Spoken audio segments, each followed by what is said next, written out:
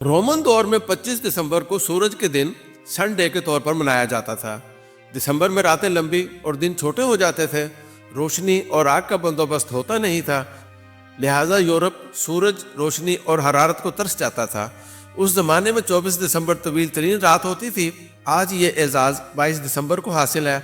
Roman समझते थे 25 दिसंबर के बाद रातें छोटी और दिन लंबे होने लगते हैं।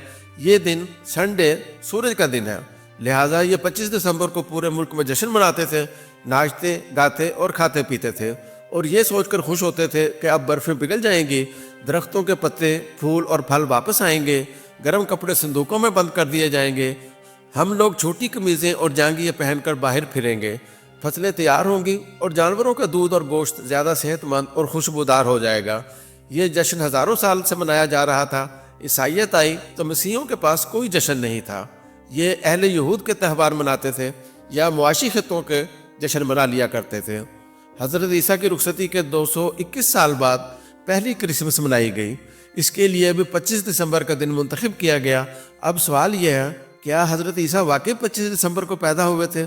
इसका जवाब है नहीं। क्यों? क्योंकि हज़रत ईसा की तारीख पैदाइश का कोई रिकॉर्ड मौजूद नहीं। ईसाइयों ने रोमन के 25 दिसंबर के जश्न को 221 में हज़रत ईसा की पैदाइश का दिन करार देकर क्रिसमस मनानी शुरू कर दी। आप ये जानकर भी हैरान होंगे, हम अगर मौजूदा कैलेंडर के हिसाब से भी हज़रत ईसा की तारीख़ पैदाइश का दिन निकालें तो वो 2 ईस्वी बनेगा, यानी हज़रत ईसा की पैदाइश ईस्वी कैलेंडर के दूसरे साल हुई थी।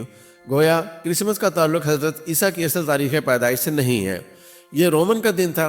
रोमन ने जब ईसाइयत कबूल कर ली तो मसीहों ने उनके जश्न को हज़रत ईसा की तारीख़ पैदाइश करार देकर उसे क्रिसमस बना दिया और वक्त के साथ साथ इसे पूरी ईसाई दुनिया तस्लीम भी करती रही और इसमें नई नई रवायात भी मुतारिफ कराती रही।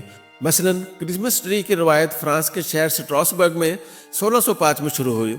लोगों ने शहर के पुराने चर्च के सहन में फर का दरख्त लगाया और उस पर रंगीन कपड़ों के टुकड़े लटका दिए। 1611 में इस पर मोमबत्तियां लटका दी गई और फिर तुर्की में इस पर बच्चों के लिए तोहफे लगा दिए गए और यूं क्रिसमस ट्री पूरी दुनिया में क्रिसमस का हिस्सा बन गया।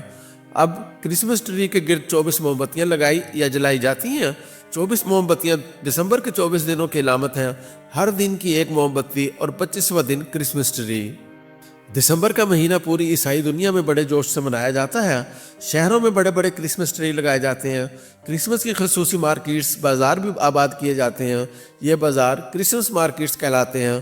क्रिसमस मार्केट्स में छोटे छोटे हट्स टाइप दुकानें बनाई जाती हैं और इनमें दुकानदार हर किस्म की अशिया फ़रोख्त करते हैं। इनमें खाने पीने के स्टॉल भी होते हैं। मैं तकरीबन हर साल किसी न किसी यूरोपीय मुल्क में क्रिसमस देखने जाता हूँ। इस साल न्यूयॉर्क, पेरिस और गरनाता गया। अपनी बेटियों को भी साथ ले गया ताकि ये भी क्रिसमस का त्यौहार देख सकें। हमने न्यूयॉर्क से स्टार्ट लिया। न्यूयॉर्क में टाइम स्क्वायर से लेकर रॉकफेलर के हेडक्वार्टर तक क्रिसमस की एक्टिविटीज़ होती हैं। रॉकफेलर फाउंडेशन हर साल दुनिया का सबसे बड़ा और बुलंद क्रिसमस ट्री लगाती है। हमने 33वीं स्ट्रीट से चलना शुरू किया। 40वीं स्ट्रीट से टाइम स्क्वायर शुरू हुआ।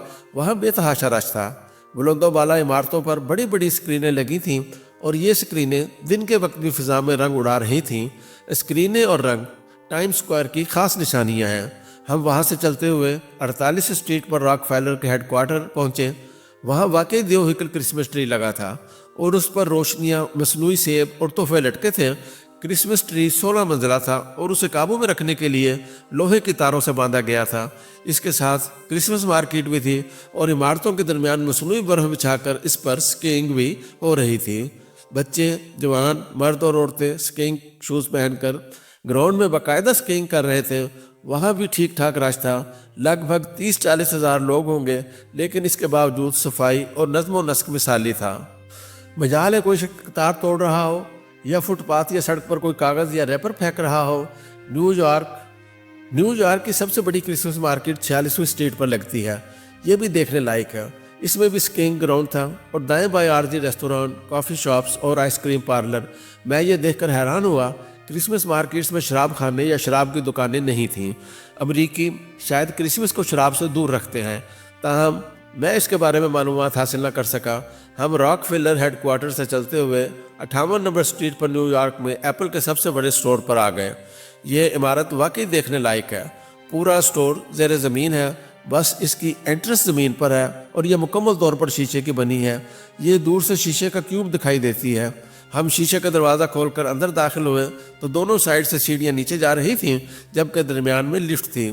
نیچے وسیع ہال میں ایپل کی پروڈکٹس رکھی تھیں اور سرخ شرٹس میں سیلز مین اور سیل گرلز گاہکوں کو گائیڈ کر رہی تھیں۔ ایک کونے میں نئی ٹیکنالوجی اور مصنوعات کے بارے میں لیکچر دیا جاتا ہے۔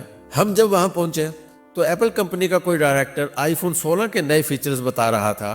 تہہ خانے کے باوجود وہاں سورج کی روشنی کا بندوبست بھی تھا اور ہال کے درمیان اور سائڈ پر پودے اور پھول بھی لگے تھے۔ فون چارجنگ اور فری وائی فائی بھی دستیاب تھا، جس سے 90% لوگ فائدہ اٹھا رہے تھے۔ لوگ سائڈز کے بینچز اور کانفرنس روم میں نیند کے مزے بھی لوٹ رہے تھے۔ ہمیں سیل بوائے نے بتایا یہ سینٹر 24 گھنٹے کھلا رہتا ہے، آپ کسی بھی وقت یہاں آ سکتے ہیں۔ ایپل سینٹر کے ساتھ نیو یارک کا سینٹر پارک شروع ہو جاتا ہے۔ یہ 840 ایکڑز پر مشتمل ایک خوبصورت پارک ہے، جس میں صدیوں پرانے درخت بھی ہیں اور چھوٹی سی جھیل بھی، جبکہ چاروں سائڈ پر واکنگ ٹریکس اور جاگنگ پاتھ بنے ہوئے ہیں۔ سینٹر پارک کے طرح مہنگے فلیٹس اور ولاز ہیں۔ ہم ایک دن قبل میٹروپولیٹن میوزیم دیکھنے کے لیے سینٹر پارک سے گزر کر گئے۔